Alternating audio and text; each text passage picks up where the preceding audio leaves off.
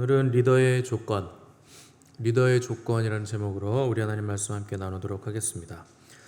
베드로는 초대교회 성도들에게 고난 속에 감추어진 신비와 영광을 설명한 뒤에 심판과 고난의 연계성에 대해서 또 기록을 했고, 서신의 마지막 부분인 5장으로 넘어왔는데, 이 5장의 시작은 장로들에 대한 권면으로 시작을 하고 있습니다. 이 구약 개념에서 장로란 주로 이제 나이가 많은 사람, 영어 성경에 보시면 엘더라고 되어 있거든요.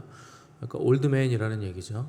나이가 많은 연장자 개념이었다면, 신약에서의 장로는 감독과 같은 의미로 사용되었던 단어입니다. 그래서 신약교회 장로는 교회 전반적인 사항을 관리하는 영적인 지도자인데, 교인들을 잘 양육하고 또 돌보고 의의 길로 인도하는 역할을 하면서 존경을 받는 사람들이었습니다.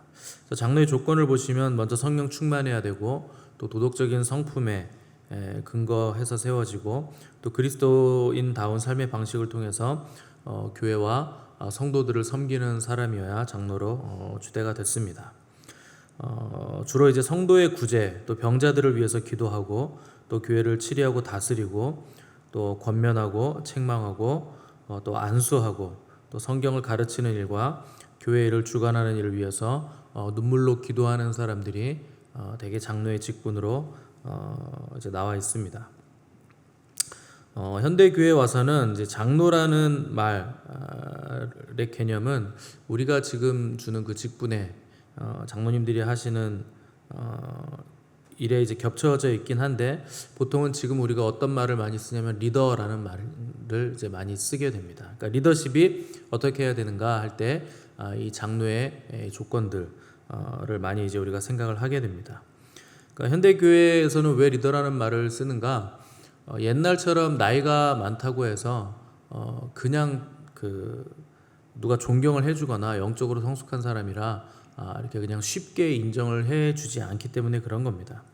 예전에는 나이가 차면 자연히 그냥 리더가 됐다, 리더십이 됐다 이렇게 생각을 했는데, 요즘에는 뭐 나이 많다고 그냥 존경해주거나 그 사람에게 무조건 순종하지는 않죠. 물론 젊은 자들은 장로들에게 순종하라 하는 것이 베드로의 권면이긴 하지만, 인격과 성품, 그리고 그 나이대라면, 그 정도 신앙생활을 했다면 가지고 있어야 될 믿음, 또 연륜, 어떤 영적인 수준이 되어 있지 않은 사람인데 나이만 많으면 주로 요새는 뭐라고 부를까요?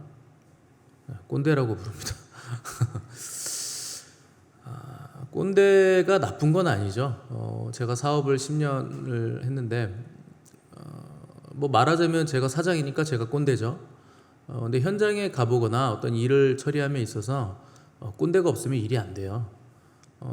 그 사람들은 직원이기 때문에, 혹은 알바이거나 뭐 일용직 노동자이기 때문에 그 정도의 마인드, 그 정도 수준의 생각밖에는 하지 못합니다. 근데 사장이 가지고 있는 생각은 사장만이 할 수 있는 거거든요. 뭐 목회자도 마찬가지고, 장로님들도 마찬가지고, 권사님들도 마찬가지고, 각자 자기 직분에 맞는 그 생각의 수준이 있기 때문에 그 위치에 있는 것 아닙니까? 근데 뭐 직원이 사장 마인드를 가지고 일을 한다? 그럼 그 사람은 사장이 됐겠죠. 어떻게 직원을 하고 있겠습니까? 당연히 직원은 직원 마인드로, 일용직은 일용직 마인드로, 알바는 알바 마인드로 일을 할 수밖에 없고, 이제 그런 것들을 끌어올려서 일이 되게 만드는 것은 당연히 사장이 하는 일인데, 그러니까 당연히 꼰대가 없으면 원활하게 현장이 돌아가지 않는 일들이 발생하게 되는 겁니다. 그런데 특히나 요즘에는 나이가 많다고 해서 무조건 말을 듣는가? 그렇지 않습니다. 그만한 인격, 그만한 성품, 그만한 영적인 역량을 가지고 있어야 젊은이들이 그들에게 순종을 하게 되는 겁니다. 그러면 이제 속으로 우린 또 생각하기를, 나는 아직도 멀었구나, 나는 그럴 자격이 없으니 리더십이 될 자격이 없고 되려고 하는 생각도 하지 말아야 되겠다, 이런 생각을 하시는 분들이 계시는데, 그게 우리 뜻대로 그렇게 되는 게 아닙니다. 모든 사람들은요, 어떤 자리, 어떤 순간에건 리더가 될 수밖에 없는 구조를 가지고 있기 때문에 리더의 그 역량을 반드시 키워야 됩니다. 교회 안에서도 나보다 신앙이 어린 사람들은 계속 있을 것이고, 또 새롭게 회심하는 사람들도 계속 존재할 것이고, 나보다 신앙이 어린 사람들이 계속 들어올 것이기 때문에 그런 사람들에게는 어쩔 수 없이 내가 리더십이 될 수밖에 없는 것이고, 또 가정에서도 그 성품들을 가지고 있어야만 됩니다. 베드로는 서신 말미에 이제 5장에 오면서 교회 리더십들에게 이제 당부하는 말을 쓰고 있는 것인데, 당신들이 초대교회 리더십들이듯이 나도 함께 장로된 자다, 나도 함께 리더십이다, 지금 이 얘기를 하면서 당부의 말을 시작하고 있는 겁니다. 그러니까 나도 함께 장로된 자라, 나도 리더십이라 하는 얘기는 교회 지도자들이 겪는 고충과 어려움을 내가 잘 알고 있다, 지금 이 얘기를 하는 겁니다. 대개 리더십들의 가장 큰 고충이 뭐냐면, 아까도 말씀드렸지만 나는 리더 될 자격이 없다라고 생각하는 그 생각이 리더십들의 가장 큰 고충입니다. 아시다시피 제가 리더십에 관한 책을 썼잖아요. 제가 리더십이 좋아서거나 리더의 자리에서 뭔가 영향 있게 일을 잘해서 쓴 게 아니고 잘 안 돼서 쓴 겁니다. 안 되니까 공부하다 보니까 책이 나온 건데, 하면 할수록 어렵기 때문에 책까지 써낼 수밖에 없는 고충이 저에게도 있었기 때문에, 어려서부터 항상 리더십의 자리에 있긴 했는데 그 리더십이라는 자리가 얼마나 어려운가 하는 것을 절감했기 때문에 제가 책까지 쓴 거죠. 자, 리더의 자리에 있으면서 흔히 하는 이 리더십에 대한 오해들이 있는데, 첫 번째는 리더십을 어떠한 능력, 힘이라고 생각을 하는 겁니다. 힘이 있어야 뭘 할 수 있다는 생각이 보통 일반 사람들이 하는 생각이기 때문에 당연히 리더가 되려면 어떤 힘이 있어야 된다, 이렇게 생각하는 것인데, 힘은 권총 든 강도도 가지고 있는 게 힘입니다. 근데 권총을 든 강도가 힘이 있다고 해서 리더가 될 수는 없는 것이거든요. 사람보다 힘이 센 게 짐승이죠. 곰이나 사자나 호랑이나 늑대나, 절대 사람이 1대1로 싸워서 이길 수 없는 것들이 그 짐승들인데, 그런 짐승들이 힘을 가지고 있다고 해서 사람의 리더가 될 수는 없는 겁니다. 그러니까 힘이 있다고 해서 리더가 된다, 착각이죠. 또 다른 착각은 리더의 자리, 위치에 가면 내가 리더가 될 것이라 생각하는 것인데, 자리가 리더를 만들어주는 것도 결코 아닙니다. 아까 힘도 없고 능력도 없고 지혜도 없고 리더답지 않은 성품을 가지고 있는데 리더십의 자리에 있으면 굉장히 힘들고 어렵거든요. 구성원들이 더 힘든 경우가 되는 겁니다. 자, 그럼 똑똑한 사람은 리더가 될 수 있는가? 그것도 아닙니다. 똑똑한 사람이 자기 성공을 위해서 자기 똑똑함을 사용할 수는 있겠지만, 리더의 자리라는 건 다른 사람을 먼저 보고 공동체를 먼저 생각하는 자리이기 때문에, 내 똑똑함은 나에게는 유익이 될 수는 있겠지만 그 똑똑함이 공동체의 유익을 위해서 사용되지 않으면 아무런 힘도 소용도 없기 때문에 무조건 똑똑하다고 해서 리더십이 될 수 있는 것도 아닙니다. 구약 성경에서 리더십의 이 극명한 대조를 보여주는 두 사람이 있는데, 제가 자주 예로 드는 사울 왕과 다윗 왕입니다. 둘 다 모두 이스라엘의 초대 2대 왕이었고, 둘 다 처음 시작할 때는 능력도 비슷하고 둘 다 겸손하게 시작을 했던 왕들인데, 둘에게는 결정적인 차이가 있었습니다. 사울은 광야를 거치지 않은 리더고 다윗은 광야를 거쳤던 리더라는 것이 이 둘의 결정적인 차이입니다. 이스라엘 백성들이 우리도 하나님 말고 보이는 인간 왕을 좀 달라, 이렇게 사무엘에게 요구해서 인간들의 필요에 의해서 급조된 리더가 바로 사울 왕이었기 때문에, 사울 왕의 그 왕의 지위는 결국 자신을 파괴하는 결론으로 마무리가 됐는데, 다윗은 그 찬란한 20대를 광야에서 광기 어린 사울의 추격을 피해 도망다니는 10년의 기간을 보냈고, 그 광야를 통해서 하나님은 다윗 속에 자리하고 있던 제2의 사울을 죽임으로 인해서 다윗이 하나님 마음에 합한 자가 될 수 있는 근거를 만들어 주었다 하는 것이 다윗과 사울의 결정적인 차이라고 볼 수가 있는 겁니다. 이 광야를 통해서 다윗은 겸손해졌고, 또 그의 영성과 인격이 깊어지는 훈련을 받았는데, 통일 이스라엘 왕국의 기초를 놓는 위대한 리더로 다윗이 자리매김하게 된 것은 하나님께서 다윗을 광야로 몰아내셨기 때문에 그런 사람이 될 수 있었다 하는 것을 우리가 성경을 통해서 확인을 할 수가 있습니다. 베드로가 이 편지를 쓴 지 얼마 지나지 않아서 초대교회에는 굉장히 강한 환난과 핍박이 이제 닥쳐오게 될 것인데, 그토록 무서운 핍박을 받으면서도 오히려 초대교회는 더 성장하고 더 힘있는 사역을 감당할 수가 있었습니다. 그 원동력이 어디에 있었는가? 성령 충만한 리더십들에게 그 원동력이 있었다 하는 것을 우리가 알 수가 있습니다. 사도들이 쓴 서신서들을 보면 이 초대교회 당시 리더십들의 기준과 훈련 매뉴얼로 이것들이 충분히 쓰여졌을 것이다 하는 것을 우리가 알 수 있고, 또 실제로 초대교회 리더들의 수준이 그 리더십들이 되는 과정이 얼마나 촘촘하게 선발되었는가 하는 것을 우리가 볼 수 있습니다. 그래서 집사들을 세우는 규정이라든가 장로들을 세우는 규정들, 이 사도들이 쓴 서신서들에서 그런 것들을 확인하면 얼마나 촘촘하게 리더들을 선발했는지 우리가 잘 알 수가 있습니다. 그래서 대부분의 사도들이 순교한 이후에도 이 초대교회가 로마의 핍박을 이겨내고 마침내 로마 제국과 전 세계를 복음화할 수 있었다 하는 것을 우리가 볼 수가 있는 겁니다. 근데 이런 촘촘한 리더십들 중에서, 이 사도들 중에서 초대교회에 가장 큰 공헌을 한 사람을 꼽으라면 단연 베드로죠. 그럴 수밖에 없는 것이, 주님께서 베드로를 향해서 너는 베드로라, 너는 반석이라, 내가 이 반석 위에 내 교회를 세우겠다 이렇게 말씀도 하셨고,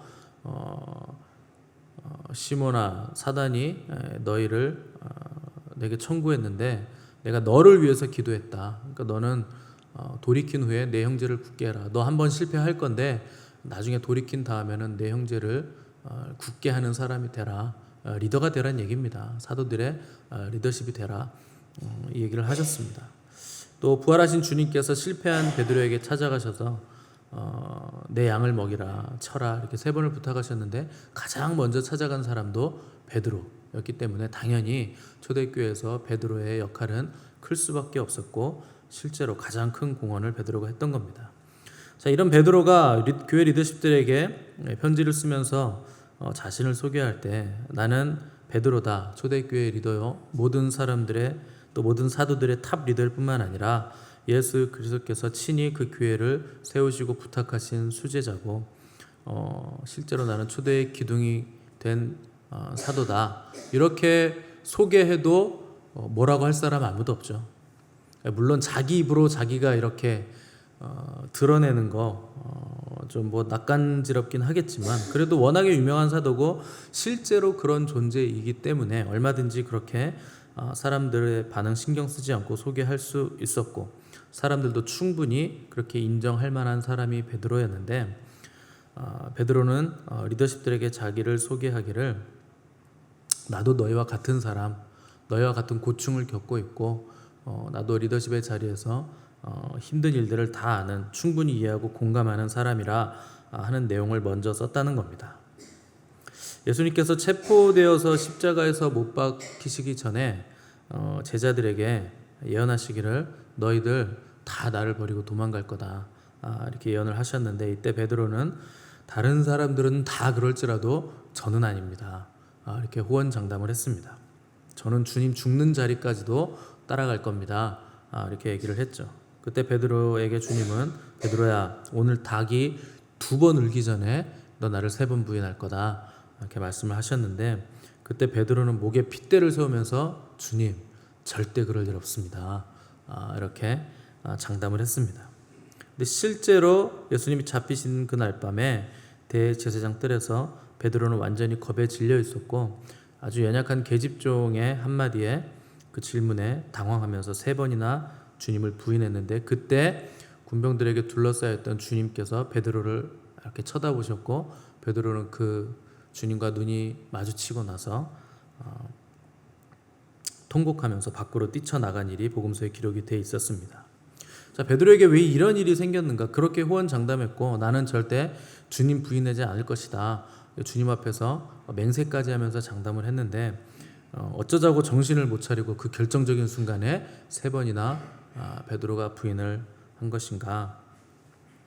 베드로는 자기가 한계를 가진 인간이라 하는 것을 모르고 절대적인 언어로 맹세하고 장담했기 때문에 이런 일이 발생하게 된 겁니다. 사람은 절대적인 존재가 아니기 때문에, 피조물이기 때문에 절대라는 말을 써서는 안 되는 존재죠. 그래서 우리가 흔히 나는 절대 이렇게는 안 할 거야, 나는 절대 이렇게 할 거야 라는 말 자체가 내가 누구인가, 나의 정체성이 어떤 존재인가 하는 것을 망각한 겁니다. 그러니까 하나님은 우리가 얼마나 나약하고 변덕스럽고 타협하기 좋아하고 자기 이득을 위해서 사악하게 계산을 하는 존재인가 하는 것을 잘 아시고, 또 하나님의 도움 없이는 우리가 한시도 살아갈 수 없는 존재라는 것을 아시기 때문에 우리에게 예수 그리스도라는 하나님의 독생자 아들을 보내신 것이고, 또 그분도 십자가에서 죽으시고 부활하시고 승천하신 다음에 우리를 도와주시기 위해서 보혜사 성령님을 우리에게 보내신 겁니다. 우리의 정체성을 잘 알라는 겁니다. 너희 스스로는 뭘 할 수 있는 존재가 아니다. 그리고 성령님의 도움 없이는 어떤 것도 행할 수 없다. 그래서 내가 이 땅에 온 것이고, 그 모든 인류의 죄를 담당해서 대신 죽은 것이고, 사망 권세를 이기고 살아나서 승리해서 하늘에 올라 이제 너희에게도 영광을 주는 존재로 지금 존재하는 것이고, 너희에게 성령을 보내서 너희도 이 십자가의 고난과 부활의 영광에 참여하는 존재로 택한 것이다 라는 것을, 그 정체성을 잊지 말라는 것이 하나님의 당부이고, 오늘 리더십들에게 말하고 있는 베드로의 당부이기도 한 것입니다. 그래서 특별히 베드로가 리더십들에게 당부의 말을 하면서 우리는 그리스도의 고난의 증인이요 나타낼 영광에 참여할 자라 하는 것을 잊지 말라 하는 것으로 리더십들에게 하는 당부의 첫 구절을 시작하고 있는 겁니다. 우리 스스로 뭘 할 수 있는 존재가 아니라 예수 그리스도의 고난과 그 부활의 영광, 그것 때문에 우리가 리더십으로서 설 수 있고, 어떤 일을 우리가 행한다면 그 힘 때문에 우리가 할 수 있는 것이라 하는 것을 잊지 말라는 겁니다. 그것이 우리의 정체성입니다. 세상에서도 훌륭한 리더들 얼마든지 우리가 찾을 수 있죠. 그런데 교회의 영적 리더들이 그들과 다른 것은 예수 그리스도의 고난과 영광에 참여하는 자들이기 때문에 우리는 세상의 리더들과는 완전히 다른 결을 가지고 있는 사람들이라 하는 겁니다. 그래서 대개 교회 안에서 어떤 자리를 맡아달라고 요청하거나 리더십의 자리에 서 달라고 하면 저 못해요, 저 안 돼요, 저 능력이 안 돼요, 아직 그럴 자격이 없어요, 이렇게 겸손을 떠시는 분들이 있는데, 그런 것들이 교회 리더십의 자격이 아니라는 겁니다. 교회 리더십의 자격은 그리스도의 고난의 증인인가, 그 나타날 영광에 참여할 자인가, 그것이 유일한 조건이 된다는 겁니다.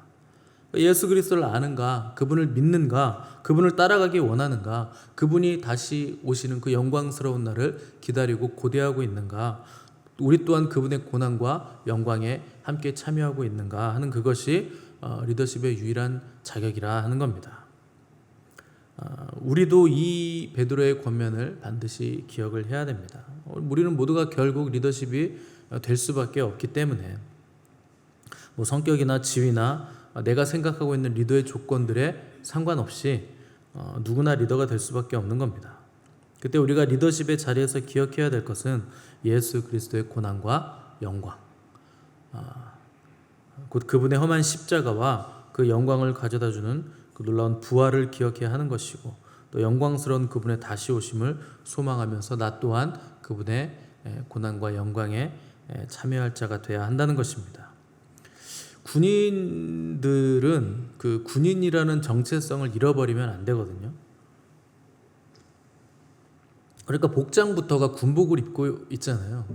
그래서 그 군대 갔다 오신 분들은 아시겠지만, 군인들이 이렇게 외박을 나가서 무리지어 이동할 때는 반드시 줄을 서서 이동하게 되어 있습니다. 그냥 막 흩어져서 이렇게 도보로 이동하는 것이 아니고 두 줄로 서거나 한 줄로 서거나, 대개 두 줄을 서거든요. 그래서 3-4명이 외박을 나갔다 그러면 반드시 4명이 두 줄을 딱 맞춰서 앞에 리더자가 있고 이렇게 줄을 서서 다니게 돼 있고, 또 인사를 할 때도 안녕하세요 하면 안 되죠. 필승 그 구호가 있잖아요. 그래서 경례를 하면서 인사를 하게 돼 있습니다. 그게 뭐냐, 나의 정체성은 군인이라 하는 것을 잊지 말라는 것이죠. 그러니까 마찬가지로 그리스도인들은, 그리고 그리스도인 리더십들은 자기의 정체성을 잊지 말아야 되는데, 가장 먼저 우리가 생각해야 될 기저에 뭐가 있는가? 고난과 영광, 십자가와 부활이라는 그리스도인의 정체성을 잊어서는 안 된다는 것이 오늘 베드로의 리더십들을 향한 권면입니다. 우리 교회는 앞으로도 수많은 사람들이 이제 들어오게 될 겁니다.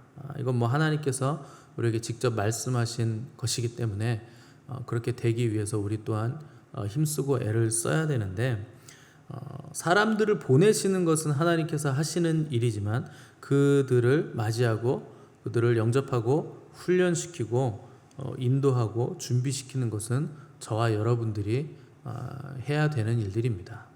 그래서 우리가 먼저 잘 훈련받고 먼저 잘 준비되어야 된다 하는 것이 중요한 것이죠. 근데 우리가 아무리 훈련을 잘 받았어도, 또 탁월하게 교육하고 가르칠 수 있는 능력도 있고 뭐 언변이 뛰어나도 우리가 누구인가 하는 것을, 그 정체성을 잊어버리면 안 된다는 것입니다. 우리가 누구입니까? 우리는 그리스도인이죠.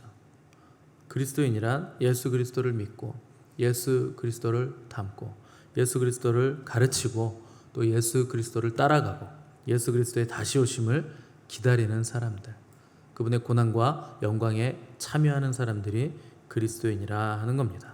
그분이 우리가 행하는 모든 일의 이유이고 과정이고 결론입니다. 이것을 반드시 기억하시고 하나님의 뜻 가운데 잘 준비되시기를 바라고, 하나님께서 보내시는 수많은 영혼들이 올 때 그들을 잘 양육하고 가르치고 인도해서 옳은 대로 이끄시는 저와 여러분들 되시기를 간절히 바랍니다. 함께 기도하겠습니다.